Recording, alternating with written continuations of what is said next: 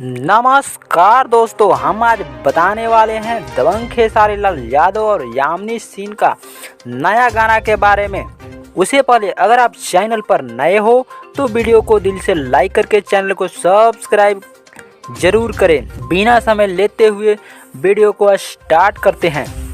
सबसे पहले बता देना चाहता हूं कि दबंग खेसारी लाल यादव और यामिनी सिंह का बहुत ब्लास्ट और यूट्यूब पर आग लगा देने वाला होली सॉन्ग आ रहा है, तो आप लोग हो जाइए तैयार, क्योंकि आ रहा है अपना दबंग खेसारी लाल यादव और यामिनी सिंह का गाना।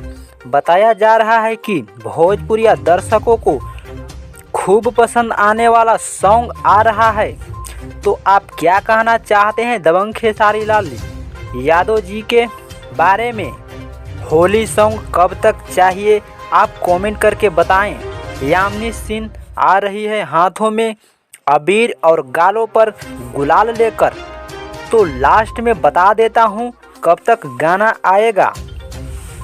तो मेरे प्यारे दोस्तों तैयार रहो, 17 से 18 तारीख से स्टार्ट हो जाएगा लगातार खेसारी लाल यादव जी का लगातार होली सॉन्ग आने लगेगा, क्योंकि शूटिंग सब कंप्लीट हो गया है।